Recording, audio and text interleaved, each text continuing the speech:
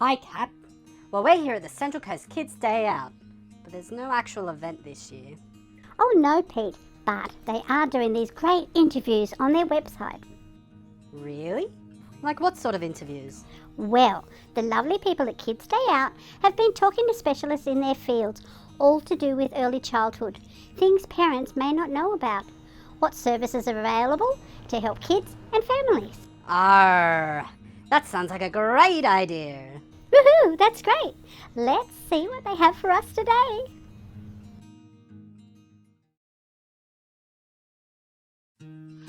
Hi everyone, I'm Pollyanna Forshall, and today I'm with Nada Potter. Nada is not only the president of the Central Coast Kids Day Out event committee, but she is also a practicing psychologist. So today we're going to talk about kids and their well-being in this very unusual year of 2020. So Nada, Kids Day Out Central Coast Kids Day Out is in its 21st year. Tell me what that is about. Central Coast Kids Day Out actually came as a result of 20 years ago, Children's Week, when we realised that services and families and parents and young children are really important, and we wanted to we really wanted to emphasise this as professionals and people working in the early childhood field. So we decided that we would have an event where parents could come. They could have a really wonderful time. It would be really stress-free. It would be affordable. But the main message was all about how important the early years were, how important parenting is, and the services that are around for families, particularly on the Central Coast. Because we know that we wanted to build really strong, healthy families for the Central Coast. And that's why we decided to do it. So it's a very, very important event, and I know it does involve a lot of play and a lot of fun. Yes. So how is the message coming through then? We generally have themes for each year, and those themes come from the early childhood framework that early childhood educators work on, as well as health, as well as education, as well as, if you look around the world, what are the important things for young families and young children in particular. So we might have a theme on communication and talking, because we know how important talking is for a young child and how they learn through communicating. We would also probably have one, which was one of our biggest, which probably comes through every Kids Day Out, is the importance of play, because children learn through play and they need relationships so that they can build on that play, and those primary caregivers would be there with them through their play. That's the primary caregivers being parents or guardians, grandparents. Yes. I know as a grandparent that I've taken my child to Kids Day Out and had just as much fun as they do. Yeah. So we know that your area of expertise is child psychology. Yes. So let's go back to that, step back. How do you feel that early childhood is important, the positive input into it is important in terms of their development into an adult? Oh, it's very important. The first 3 years of a child's life is critical, and parents are so important in that aspect. We know from research that if a child has a secure and healthy relationship with their parents, that attachment is secure, as I just mentioned, and they're living in an environment in which they're loved and they're safe, then we can virtually say that they're going to have a really good outcome, so that their learning, for instance, is improved. So you're talking about behavioural there. Yeah. Is there also a physical input into the brain development? Brain development is really important, because all of these things happen in the early years in a young child's brain. The networks are starting, and you would be amazed at how much actually happens in that young child's brain. Perhaps if parents were more aware of really what does happen, it's quite a miracle what sort of things do occur in the child And they're very, very important in that, the way that they learn, and not only cognitively, but socially and relationally, as well as their physical development. The brain at this particular time has so much things going on. They're learning all the time. It's quite incredible, really. So then, talking about this particular specific time in history, Mm-hmm. have you had any experience of children being affected by COVID strategies or the lockdown? I know my own grandchild was planning her very first birthday at 6 years old, had invited all her friends, and was completely devastated to the point of the whole house having to support her through the time when it was cancelled. Well, what's happened is that through research and looking at things and reading, at the moment, they're not the face of the pandemic, but they are actually going to be the result of the pandemic later on. So when we're looking at kids, the most important thing is the way how their family, how their parents are actually working with what's happening around them. So we know that if, for instance, that... there may be financial struggles. Oh, definitely. There might be financial struggles, and that actually has an impact on families and the actual parent. So what we're also suggesting for parents is that they too need to be aware of what's happening to them, because they would be modelling that behaviour to their child. So maintaining a healthy household mentally is also, they have to be healthy themselves. Yeah. They have to try and And learn the coping strategies themselves to help the child cope. Yeah, that's right. It would be really important for the families to keep their routines, the things that the children really, really like, such as around the table at dinner. The things that they normally did before COVID are the things that we would keep within the family framework. Are you noticing new routines coming out of the COVID time? Yeah, well, they probably would find that there's more of a,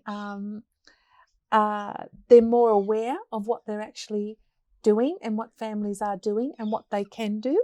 And I think if you would ask a lot of families, they would say they're spending so much more time with their children and they're really enjoying it. They're seeing their little ones and they're being involved in their conversations and their play, because that's what they need to do. We also know that kids really do need to also know that even though families are around and parents have got to work, but if they have that time to explain to the children that yes, they do have to work, but yes, and they are there, they will, the children will actually, they're very resilient, and they will actually know that mum or dad have got to work at home, so that's not the time to play, but they are around for them later on. They also know that their relationships with other people, they can do through Zoom or through Skyping or what other means that they've got. So the isolation isn't affecting the young ones as much as, let's say, the older ones. Yeah. And so if they can see that, then that would be really good. And if parents, especially now, can get into having their playmates come over, just a few, or being able to do something that brings the social aspects of their life back into what they call normality.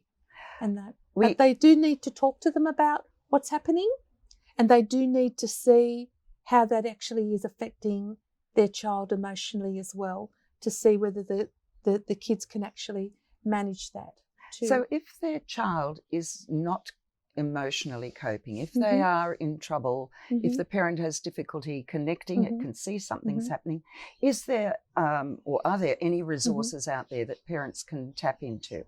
There are many resources. The parents themselves can be doing things with their own children at home. There are things that we would use within our work, such as breathing, so that the parents can actually help the children to breathe, and that will help them to calm down so that they can actually be able to express what's going on for them. So we have a lot of these different strategies strategies for parents that they can actually focus on, that they can do with their own child. If they're finding that the child is reacting in a way that they haven't seen before, because this is a way kids tell us something's not right. They'll either change their behaviour, and we know that their behaviour is actually telling us something. It's not because they're being naughty, or it's not because of they're just not getting their own way. It's normally because they can't manage. And if parents can actually see that the child isn't managing, then it's time to go, okay, we need to look at these strategies.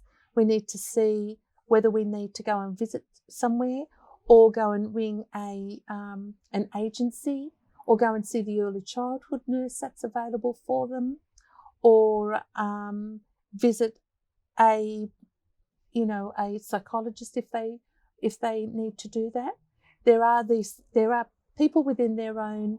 If the child's going to preschool, there are preschool teachers, because they haven't stopped their work, that are available to talk to them about their child as well, and what they can do. Parent forums where they can share ideas with other parents rather than organisations? Yes, there is. There's quite a lot on the web, and they would be able to sort of see how they can link into that. And how would they link into that? What would you Google there? Oh, well, there are a number of psychologists, or there are a number of agencies such as Gosford Central Coast Family Support, and if we Googled them, there would be a way that they could chat with people on about that. There are other resources that we have that are actually through telehealth that they could probably talk to as well, and there are actually other lines like maybe Black Dog that would have something there for people to talk to. The internet actually has quite a lot of resources there that families can actually Google. So if they wanted to know about COVID and anxiety in kids, they would be able to sort of see that, or COVID with children with depression or having sleeping problems. They're able to find all of those things that are there on the net. Excellent. So that is a wonderful resource to tap into and to help parents. And that is, after all, what we're trying to do with Kids Stay Out, is to make sure that our little people are looked after and that they are brought to full fruition of what their potential is. Absolutely. Nada, thank you so very much for coming today, and thank you so much for what Kids Stay Out and the committee are doing to make sure that this event isn't forgotten. Is it going to come back next year? Oh, definitely. My word. We've got a wonderful committee who do so much. They're the most amazing group of people, and they've done so much this year in enabling us to get our message across for our families, just to enjoy your children, even at this time. The most important thing is to be there, to be present with them, to be aware of them, and to really help them, and to enjoy the time of having fun and just playing together and being one. And that's what we're hoping to achieve through what we're doing with our interviews with all of our wonderful services that we've got coming up shortly. Thank you so very much. And on behalf of families everywhere and children everywhere, thank you. It's a pleasure. Thank you. We've just been talking with Nada Potter, President of the Central Coast Kids Stay Out annual event, which isn't happening this year. But that's because of, well, we all know why. But to keep their wonderful work going with preschoolers and with young children, they have instigated a series of interviews. This was the first one. Keep tuned for the rest of them. They're going to be great.